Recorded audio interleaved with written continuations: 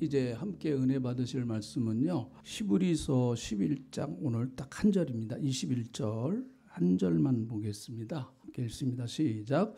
믿음으로 야곱은 죽을 때 요셉의 각 아들에게 축복하고 그 지팡이 머리에 의지하여 경배하였으며. 네, 다시 한번 하실까요? 큰 소리로 한번 읽어봅니다. 시작. 믿음으로 야곱은 죽을 때 요셉의 각 아들에게 축복하고 그 지팡이 머리에 의지하여 경배하였으며. 아멘. 여러분, 기독교인의 시간관은 직선입니다. 직선. 기독교인의 시간관은 직선입니다. 불교인들의 시간관은 원이에요. 원. 우리 기독교인들의 시간관은 시작이 있으면 끝이 있다라고 하는 것입니다. 이게 성경적인 시간관이죠. 불교인들은 계속 돌아간다는 거예요. 윤회가 된다 하는 거죠. 우린 그렇지 않습니다. 시작이 있으면 반드시 끝이 있다. 이것이 기독교적인 성경적인 시간관입니다. 그래서 성경에서도 보면 하나님이 나는 알파요 오메가다 그렇게 말하고 있습니다. 나는 알파요 오메가다. 알파라는 말은 헬라어의 첫 글자예요. 마치 한글의 기역과도 같은 그런 말이고, 오메가는 헬라어의 마지막 글자입니다. 그래서 하나님은 처음과 마지막이시다라고 하는 그런 말이죠. 반드시 끝이 온다. 성경에 계속되는 교훈입니다. 반드시 끝은 온다. 다 우리가 그렇게 믿으시죠? 반드시 끝이 옵니다. 다시 말해 종말이 온다라고 하는 사실입니다. 종말이라고 하는 것은 넓게 보면 이 우주적인 종말. 여러분, 이 우주도 언젠가는 새하늘 새 땅으로 하나님께서 새롭게 변화시킬 것이다 라고 요한계시록에 말씀하고 있기 때문에 이 우주적 종말도 반드시 올 것이다 라고 성경은 말씀하고 있습니다. 국가적으로 보면 나라가 세워졌다 없어지고 하는 것들은 역사에서 절실하게 우리가 느끼는 것 아닙니까? 여러분, 인류 역사상 가장 강대하고 가장 방대한 영토를 점령하면서 막강한 나라를 세웠던 나라가, 그 사람이 누군가 하면 징기스칸이라는 사람입니다. 징기스칸. 몽골 사람이죠. 동양 사람이에요. 그 사람이 동양인으로서는 최초로 유럽까지 점령했던 사람이었습니다. 정말 대단한 사람이었죠. 물론 지금의 몽골은 너무 쇠약하고 연약한 국가이지만은, 그러나 징기스칸이 세웠던 몽골은 한때는 세계를 지배했던 엄청난 나라였습니다. 그러나 국가도 세워지면 쇠락하는 때가 있더라고요. 기업도 마찬가지입니다. 여러분, 우리나라에 한때 이렇게 정말 왕성했던 대기업이라고 했던 그런 기업들이 지금은 흔적도 없이 사라진 그런 기업들이 많습니다. 어떤 통계에 보면 한 기업이 시작해서 한 기업이 무너질 때까지의 평균을 보니까 40년 가기가 어려웠다라고 그렇게 말해요. 그러니까 우리나라의 큰 대기업이 그 이상 간다고 하는 것은 참 대단한 기업이라고 볼 수가 있겠죠. 그러나 어쨌든 끝이 있습니다. 권력은 더 그러지 않습니까? 우리나라는 너무 이것이 분명하게 드러났기 때문에 권불 10년이라고 하는 말 여러분 잘 아시잖아요. 아무리 막강한 권력도 10년 가지 못한다. 이런 말이 있습니다. 권력도 시작이 있으면 끝이 있다라고 하는 것이죠. 그런데 이런 것들은 다 전부 다 어떻게 보면 나하고는 관계없는 거죠. 그러나 여러분, 개인의 종말이 있다라는 거예요. 개인의 종말. 태어났으면 반드시 죽음이 있다. 이걸 누가 거부하겠습니까? 그래서 하나님께서 모든 인간에게 아주 공평하게 주신 것 가운데 하나가 죽음이라고 하는 것이죠. 그래서 죽음을 우리 흔히 말하는 공도라 그러지 않습니까? 누구나 가는 공평한 길이다. 그게 죽음이다라고 말하죠. 어떤 사람도 한 번은 다 태어나면 죽습니다. 그래서 그 메멘토 모리라고 하는 이 라틴어가 있는데, 메멘토 모리, 이게 아주 한때 우리나라에도 회자됐던 말입니다. 메멘토 모리라고 하는 이 라틴어는 자신의 죽음을 기억하라. 자신의 죽음을 기억하라. 메멘토 모리, 당신의 죽음을 기억하라.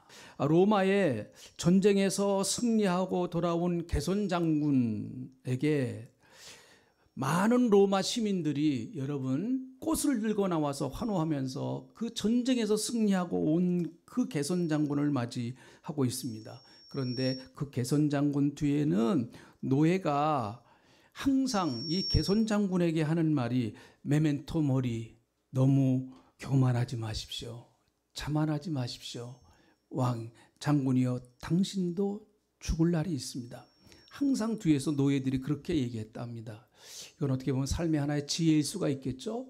전쟁에서 승리하면 모든 것을 다 얻었다고 생각을 하는데 그 뒤에서 따라오면서 메멘토 모리, 모멘토 모리, 당신도 죽을 날이 있습니다. 어떻게 보면 우리가 살아가는 데 있어서 내 인생도 언젠가는 이제 하나님이 부르실 날이 있다라고 하는 그것을 생각한다고 하면 우리의 인생이 좀 더 알차질 수 있고 우리의 인생이 더 하나님 앞에서 더 경건해질 수가 있고 또 우리의 인생이 하나님 앞에서 더 아주 보람이 있을 수 있다. 여러분, 인간은 다 시한부입니다. 다 시한부죠. 여기 시한부 인생이 아니신 분 계십니까? 하나님 너무 감사하게 날짜를 안 알려주지 않으셨어요. 그러나 여러분 다 우리는 시한부 인생입니다. 언젠가는 주님이 야, 너 힘들지? 그래 나한테 와라. 이렇게 주님이 명령하시면 다 우리는 하나님 나라로 이사갈 사람들이에요. 그게 우리의 개인의 종말 아니겠습니까? 오늘 이 본문 말씀에 등장하는 주인공은 야곱이라고 하는 사람입니다. 야곱, 우리가 너무 잘 알죠. 창세기에 나오는 아브라함, 이삭, 야곱, 또 요셉, 그 아브라함의 손자죠. 손자, 이삭의 아들이고요. 참 그는 자기의 인생을 한마디로 어떻게 평가했는가 하면 창세기 47장 9절에 있는 말씀을 보니까 그가 바로왕 앞에서 자기의 살아온 인생을 이렇게 한마디로 딱 정리를 했어요. 창세기 47장 9절 야곱이 한 말입니다. 야곱이요. 근데 굉장히 우리가 공감이 돼요. 이 야곱의 말이요. 같이 읽어볼까요? 시작. 야곱이 바로에게 이르되 내 나그네 길의 세월이 130년이라 내 나이가 얼마 못되어 우리 조상의 나그네 길의 연조에 미치지 못하나 험악한 세월을 보냈나이다. 네, 참 공감이 되는 말이에요. 험악한 인생을 살았습니다. 내 나이가 지금 130세인데 내 나이를 돌아볼 때 나는 나그네 인생을 살았습니다. 그리고 나그네 인생을 살았는데 내 인생은 참 험난한 세월을 내가 보냈습니다. 아마 이런 야곱의 이 인생 평가에 상당히 공감하시는 분들이 여기도 많으실 거예요. 아, 그래. 야곱만 아니에요. 나도 참 험난한 인생을 살았습니다. 아마 여러분의 인생을 뒤돌아보면 야곱이 했던 이 말을 나도 하고 싶을 것입니다. 야, 나도 내 인생 뒤돌아보니까 여태까지 살아온 내 인생이 참 험난한 세월을 보냈구나. 얼마든지 공감이 되시잖아요. 이 야곱의 인생이요. 여러분, 우리는 야곱이라고 하는 사람의 인생을 너무나 잘 압니다. 야곱은 태어날 때부터 형과 치열한 경쟁 속에서 태어났죠. 그는 둘째로 태어나는 것을 받아들일 수가 없었습니다. 그래서 형의 뒤꿈치를 잡고 태어났다. 그래서 어떻게 해서든지 자기는 형을 이기려고 엄청나게 많이 애를 썼어요. 성경에서 가장 경쟁이 심했던 사람이 야곱이라고 볼 수 있겠죠. 인생을 정말 경쟁하면서 살았던, 처절하게 살았던 사람 가운데 한 사람이 야곱입니다. 여러분, 경쟁이 치열하면 치열할수록 인생은 참 고달프죠. 우리나라 사람들이 왜 이렇게 인생이 참 힘들고 고달프고 한국 사람들이 왜 이렇게 스트레스가 많은가? 우리나라처럼 이렇게 경쟁이 심한 나라도 많지 않다고 그래요. 여러분, 우리나라 사람들 참 이 경쟁 속에 내몰려 있습니다. 유치원 다닐 때부터 벌써 이 극성스러운 엄마들은, 극성스러운 부모들은 벌써 대학까지 생각하면서 유치원을 공부시켜요. 그러다 보니까 굉장히 우리나라는 스트레스가 심해요. 또 대학을 나와도 여러분 치열한 경쟁, 그렇게 들어간 대기업인데 여러분 대기업에서 얼마나 젊은 청년들이 그렇게 경쟁하면서 자기 위치를 차지하려고 정말 치열하게 경쟁을 합니다. 한 40대 벌써 중간이 넘어가면 밑에서 치고 올라오는데 견뎌내질 못한답니다. 대기업에 있는 분들이. 그러니까 대기업에서 근무하는 분들은 한 45세 정도 넘어가면 벌써 사표낼 준비를 다 하고 있대요. 왜 그런가 하면 도저히 견뎌낼 수가 없다는 거죠. 이 밑에서 젊은 아이들이 치고 올라오는데 이걸 견뎌낼 수가 없다는 거예요. 참 이런 사회 속에서 우리도 삽니다. 야곱의 삶은 어떻게 보면 평생 경쟁 속에 살았죠. 그래서 형을 속이고 장자권을 빼앗고 아버지 속여서 축복권을 빼앗고 도망가서 외삼촌의 집에서 20년간 살았는데 여러분 거기서도 라반이 비록 자기의 장인이었음에도 불구하고 라반과 끊임없는 그 경쟁, 그 라반이 얼마나 또 머리가 좋은 사람인지 이 야곱은 20년 동안 속고 또 속았습니다. 가나안 땅에 그가 어쩔 수 없이 돌아왔습니다. 죽이려고 하니까 가나안 땅에 돌아왔는데 세겜 땅에 머물러서 살다가 그의 딸 디나가 성폭행당하죠. 지금은 성폭행당해요. 자기 딸 막내딸입니다. 막내딸이 또 성폭행당합니다. 그는 가정사가 불행했습니다. 자식이 12명의 아들들이 서로 갈등을 합니다. 그래서 결국은 물론 야곱의 책임도 큽니다. 야곱이 특별히 요셉을 좀 편애했습니다. 라헬이 낳은 자식, 자기가 가장 사랑했던 라헬이 낳은 자식이었기 때문에 요셉을 아주 특별히 편애했습니다. 사랑했습니다. 그것을 바라보는 형들은 그 꼬라지를 못 봅니다. 그래서 결국은 여러분 자기 동생인 비록 배다른 동생이지만 요셉을 애굽의 종으로 팔아버리지 않습니까? 이런 험난한 가족사, 험난한 인생을 그가 살았습니다. 그리고 그가 130년 나이가 되어서 이제는 부엘세바에서 살다가 저 애굽으로 이민을 갑니다. 한번 여러분 생각해 보세요. 130세 나이가 된 이 야곱이 자기 고향을 떠나서 애굽으로 이민을 가야 될 수밖에 없는, 애굽으로 이사를 가야 될 수밖에 없는 이 야곱의 마음은 어땠을까? 비록 하나님의 섭리 가운데서 애굽으로 내려가지만 여러분 그 노인 130세 된 그 노인이 이제는 좀 편안하게 남은 생에 좀 고향에서 어떻게 보면 편안하게 그냥 살면서 자기 죽음을 맞이할 터인데 그렇지 못하고 애국으로 또 이민을 가야 될 수밖에 없는 그런 신세, 나그네 신세가 되었습니다. 그의 한평생은 정말 나그네로 살았고 험악한 세월을 보냈습니다. 그럼에도 불구하고 야곱은 자기 아들 요셉 때문에 애굽에 내려가서 17년 동안은 그렇게 큰 고난 없이 평탄한 삶을 살았어요. 그래서 애굽에 가서 딱 내려가서 17년을 더 살았습니다. 17년을 더 살고 그가 이제 하나님의 부르심을 받는데 남은 생에 그래도 요셉이라고 하는 그 정말 효자, 요셉은 아주 효자 중에 효자였습니다. 그 효자 아들 때문에 애굽에 내려가서 비록 다른 나라였었지만 그나마 그의 인생 말년이 편안했어요. 인생 말년이요. 저는 우리 교회 사랑하는 성도님들, 우리 권사님들이시나 또 특별히 연세 드신 어르신들이 야곱과 같이 인생 노년에는 좀 편안한 은혜가 꼭 임하시기를 주님의 이름으로 축복합니다. 욥에게 있어서 그의 인생의 노년이 처음 복보다 갑절의 복이 있었다라고 욥기 42장에 말했는데 욥도 참 힘든 삶을 살지 않았습니까? 그러나 끝까지 고난의 세월을 이기고 인내하면서 믿음을 지킨 자에게 하나님이 주신 축복과 은총이었었다라고 봅니다. 끝까지 그럼에도 불구하고 그 험난한 세월을 그래도 믿음을 지키면서 신앙으로 살고 하나님 의지하면서 살아갈 때 하나님께서 짧은 세월이지만 잠시 잠깐이나마 이 야곱에게 인생 마지막 시기에는 편안함을 허락해 주셨어요. 이거 참 큰 복이라고 봅니다. 그래서 로마서 8장 18절에 있는 말씀 한번 같이 읽어보시죠. 시작.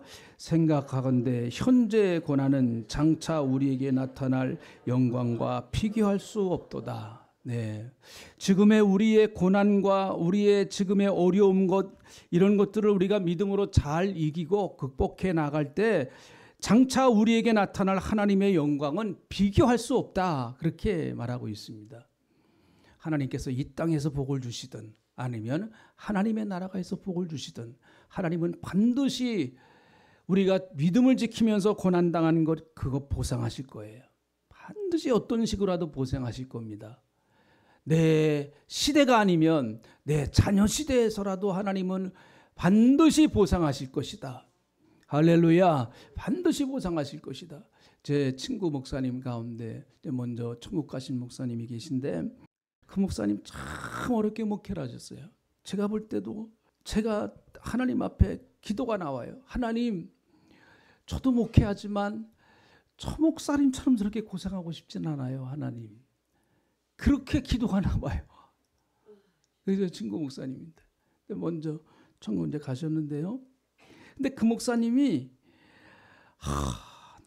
너무 힘든데 그래도 그 목사님이 만날 때마다 무슨 얘기를 하는가 하면 이런 얘기를 하시더라고요. 목사님, 나는 우리 가정의 믿음의 1세대야. 1세대.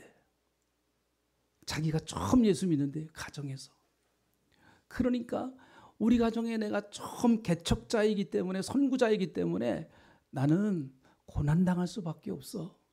어려움 당할 수밖에 없어. 여태까지 하나님을 모르고 귀신을 섬기고 여태까지 하나님 모르고 우상 섬기던 이 가정에서 내가 처음으로 예수를 믿고 목사가 됐으니 이게 얼마나 고난이 많고 환난이 많겠나. 그런데 나는 믿어. 내가 이렇게 목회하면서 고생하고 있지만은 하나님께서 이걸 보시고 반드시 내 다음 세대에 반드시 하나님이 내 다음 세대들을 책임져 주실 것이다. 그 목사님이 그거에 확신 갖고 계시더라고요.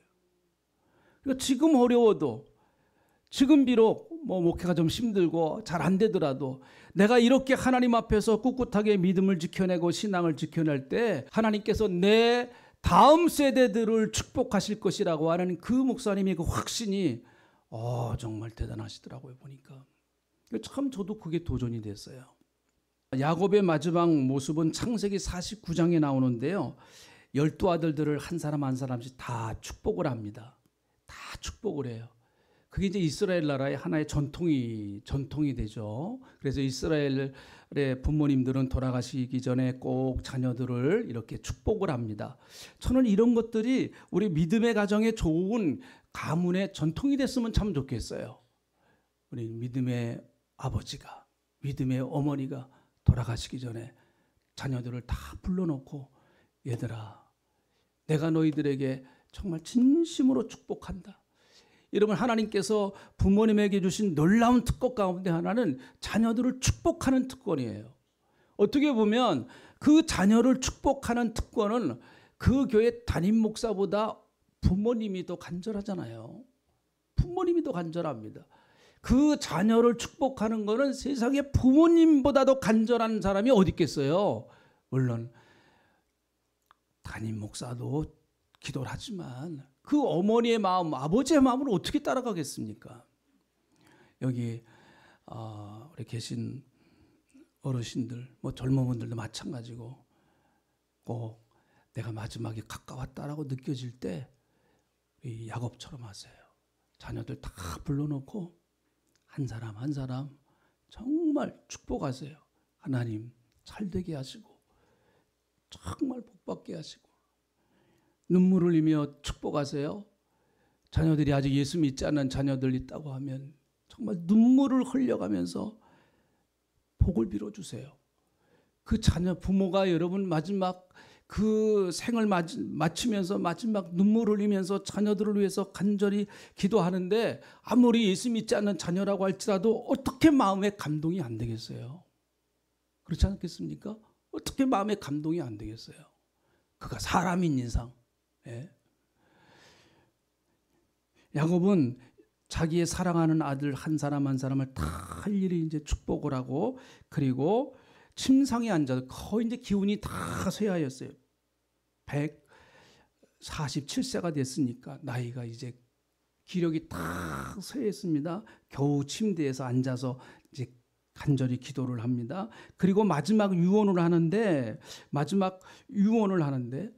자기를 애굽 땅에다가 묻지 말고 자기가 태어난 가나안 땅 그리고 특별히 자기의 고향이라고 할 수 있겠죠. 자기의 고향인 그 아버지가 묻혀있는 그리고 할아버지가 묻혀있는 막벨라 밭에 있는 그 굴에다가 자기를 묻어달라. 조상에게 가고 싶다 하는 얘기죠. 자기 고향 땅으로 돌아가고 싶다. 절대로 애굽 땅에다가 자기를 묻지 말고 자기가 죽으면 자기 고향 땅에다가 묻어달라라고 하는 그런 마지막 유언을 하면서 죽습니다. 자, 그런데 오늘 이 본문 말씀 한번 보세요. 21절. 자, 21절에 있는 이 말씀은 한마디로 딱 요약을 한 겁니다. 그가 죽으면서 어떻게 마지막을 보냈는가에 대한 이 시브리서 기자가 간단하게 한 구절로 요약을 한 거예요. 자, 21절 다시 한번 읽어볼까요? 읽어봅니다. 시작. 믿음으로 야곱은 죽을 때 요셉의 각 아들들에게 축복하고 그 지팡이 머리에 의지하여 경배하였으며 지팡이를 의지하고 하나님을 경배했다라는 거예요. 물론 이 말씀은 창세기에는 나오질 않아요. 창세기는 나오질 않는데 아마 이 시브리서 기자가 하나님의 성령의 영감을 받아서 이렇게 기록했다고 보면 지팡이를 의지하고 마지막 인간의 모든 힘이 다 소진되었을 때 마지막 지팡이를 의지하고 하나님 앞에 경배하면서 살아가는 자녀들을 축복하고 있는 그 야곱의 모습을 한번 여러분 상상해 보시기 바랍니다. 그의 마지막까지 끝까지 지탱해 주었던 것은 사실은 지팡이였죠. 지팡이가 그의 삶을 마지막 지탱해 주었습니다. 어떻게 자식들이 여러분 늘 그를 지탱해 줄 수가 있었겠어요? 그의 지팡이가 그의 삶을 마지막까지 지탱해 주었습니다. 그의 지팡이는 아마 야곱이 목자였었기 때문에 양을 칠 때 쓰던 자기가 애용하던 지팡이일 수도 있었을 것입니다. 그는 지팡이를 의지하고 어떻게 보면 험난한 인생을 살아왔다고 봅니다. 다윗이 말한 것처럼 맹수와도 싸웠고 또 양을 지키기도 하고 양을 인도하기도 했습니다. 그 지팡이. 그래서 다윗은 말하기를 여호와께서 나를 지팡이와 막대기로 인도하신다. 그렇게 고백하지 않습니까? 자기가 그렇게 해봤기 때문에 이 지팡이, 그 지팡이가 자기의 삶을 마지막 의지하는 지탱해주는 것이 되었습니다. 사실은요. 어떻게 보면 야곱이 죽을 때에 숨을 거둘 때 그가 마지막 남겼던 유품과도 같은 거죠. 유품이 지팡이라고 볼 수 있어요. 끝까지 아버지의 손때가 묻은 그 지팡이. 그 지팡이를 보면서 여러분 자식들은 어떻게 생각을 했을까? 야곱이 죽고 나서 야곱이 늘 손에 쥐고 있던 그 지팡이, 야곱의 온기가 아직까지도 남아있는 그 지팡이, 손때가 묻은 그 지팡이를 보면서 자식들은 도대체 어떤 생각을 했을까? 자식들은 그 지팡이를 보면서 하나님을 기억했겠죠. 우리 아버지를 인도하신 하나님. 여러분, 그의 자식들도 아버지가 어떻게 인생을 살았는가 하는 걸 너무 잘 알고 있습니다. 아버지의 삶이 얼마나 험난했는가 하는 것을 그의 자식들도 너무나 잘 알고 있었습니다. 어떻게 보면 아버지가 이 지팡이를 의지하면서 수많은 인생의 난관의 어려움과 고난을 헤쳐나가면서 양을 치면서 자기 가문을 일으키고 자기 가정을 일으키고 자녀들을 키워냈던 그 아버지의 어떻게 보면은 그 지팡이라고 할 수가 있겠죠. 그 유품을 남긴 거예요. 그 유품을 보면서 그들은 하나님을 기억했겠죠. 하나님이 우리 아버지와 함께 하셨던 그 흔적, 우리 하나님께서 우리 아버지를 지키셨던 그 흔적, 험난한 세월 가운데 하나님께서 함께 하셔서 우리 아버지로 하여금 그래도 끝까지 믿음을 지키게 해주셨던 그 하나님의 사랑과 은총, 그것이 다 이 지팡이에 묻어나지 않겠나. 그들은 그렇게 생각을 했을 것 같아요. 이찬수 목사님 제가 설교를 좀 들으면서 참 감동이 됐던, 저도 참 감동이 됐던 그분이 그런 얘기를 하시더라. 자기가 그 교회는 이제 큰 교회니까 장례식을 많이 치렀는데 정말 감동이 됐던, 자기 마음에 평생 잊지 못할 감동이 됐던 장례식이 있었다. 집사님이 이제 돌아가셨다고 그래서 장례 예배를 드려달라고 그래서 이제 갔는데 앞에 영정이 있고 다 그러지 않습니까? 성경책이 있고 다 그래요. 뭐 꽃으로 이게 다 장식돼 있고, 그런데 그 옆에 물건이 하나 있더래요. 성경책 옆에 그게 뭔가 이렇게 봤더니 그게 뭔가 하면 교통신호등 봉 있잖아요. 교통신호등 봉. 그게 성경책 옆에 있더래요. 그래서 이천수 목사님이 아니 왜 저게 성경책 옆에 있나 물어봤대요, 자식들한테. 그랬더니 그 자식들이 하는 얘기가, 이 교통신호봉을 가지고 우리 아버님이 주일날마다 교회 가서 주차 안내를 했다는 거예요. 주차 안내. 근데 아버지가 얼마나 그 정성을 기울이시고 그걸 기뻐하시는지, 자기들은 그 아버지의 그 모습을 잊을 수가 없었다는 거예요. 그래서 자기들이 아버지의 신앙을 기억할 수 있는 가장 좋은 물품이 뭐냐? 그 교통신호봉이라는 거예요. 그래서 그 교통신호봉을 자기들은 거기다 갖다 놨다는 거예요. 교통신호봉을. 여러분, 우리가 마지막 숨을 거둘 때 자녀들에게 어떤 것을 남길 수 있나요? 어떤 것을요? 한번 여러분 생각해 보시기 바랍니다. 여러분을 추억할 수 있는, 우리의 믿음의 부모님들, 먼저 가신 우리의 부모님들 기억 속에 남아 있는 거예요. 기억 속에. 그러니까 추억이 남아 있는 거예요. 추억이 남아 있는 거예요. 우리의 아버님, 어머님 하면 어떤 추억이 남을 것인가? 한번 여러분 진지하게 생각을 해보시기 바랍니다. 우리는 언젠가는 다 주님이 부르시면 이 세상을 떠나야 될 사람들이에요. 떠나야 될 사람들이에요. 여러분의 남은 생애가 정말 멋있는 하나의 작품이 되어서 자손들의 영혼 속에 딱 잘 박힌 목과 같은 그런 것이 되어서 잘 그 신앙으로 새겨지는 어떤 아주 아름다운 추억이 되어서 그것을 생각할 때마다 하나님을 기억할 수 있는 그런 은혜가 넘치시기를 주님의 이름으로 축복합니다. 인생은 마지막 순간에 내가 그토록 의지했던 삶의 지팡이를 놓을 때가 분명히 옵니다. 여러분, 다 누구나 빈몸으로 죽음을 맞이합니다. 어떠한 것도 여러분 죽음을 막아줄 지팡이는 없습니다. 그 무엇도 여러분 죽음을 막아줄 지팡이는 아무것도 없습니다. 내가 그토록 의지하고 좋아하고 사랑하고 내가 그토록 했던 그 어떠한 것이라고 할지라도 내 죽음을 단 하루라도 막아줄 수 있는 건 아무것도 없습니다. 여러분이 의지했던 지팡이 다 놔야 돼요. 사랑하는 성도 여러분, 예수 그리스도께서 우리에게 시당의 유산으로 남긴 것은 십자가입니다. 그 십자가 안에 모든 것이 다 함축하고 들어 있습니다. 그래서 예수 믿는 사람들은 마지막까지 끝까지 여러분 우리가 의지하고 그 죽음도 이겨내신 그 그리스도, 예수 그리스도의 십자가를 바라보고 그 십자가를 의지할 때 우리는 사망의 권세를 이기고 그 십자가는 우리를 영원한 생명으로 인도하시는 줄로 믿습니다. 그래서 우리는 끝까지 삶의 마지막이 가까우면 가까울수록 더욱더 우리는 예수님께 집중해야 될 줄로 믿습니다. 십자가에 집중해야 됩니다. 십자가를 바라봐야 됩니다. 날마다 여러분, 여러분의 삶의 지팡이가 무너질 때 그 지팡이는 무너질 것입니다. 그러나 여러분이 바라보는 그 십자가의 그리스도는 끝까지 변함없이 여러분과 함께 하실 줄로 믿습니다.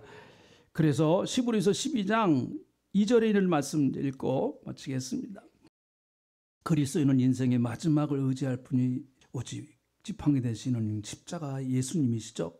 자, 같이 읽어봅니다. 믿음의 주요 또 온전케 하시는 이인 예수를 바라보자. 그는 그 앞에 있는 기쁨을 위하여 십자가를 참으사 부끄러움을 개의치 아니하시더니 하나님 보좌 우편에 앉으셨느니라. 믿음의 주요 온전케 하시는 이인 예수를 바라보는 저와 여러분 되시기를 주의 이름으로 축복합니다. 하나님 고맙습니다. 우리가 의지했던 삶의 지팡이는 다 무너질지라도 우리의 영원한 안내자 되시는 예수 그리스도, 올 한 해도 우리를 지키시고 보호하시고 이끌어주시고 여기까지 오게 하신 예수 그리스도, 그분만은 우리의 영원한 목자가 되시고 우리의 영원한 안내자가 되시는 것을 믿습니다. 주여, 그 예수 그리스도를 날마다 바라보며 한 걸음 한 걸음 천성을 향해서 나가는 저희들 다 되게 하나님 역사하시며 도와주시옵소서. 감사합니다.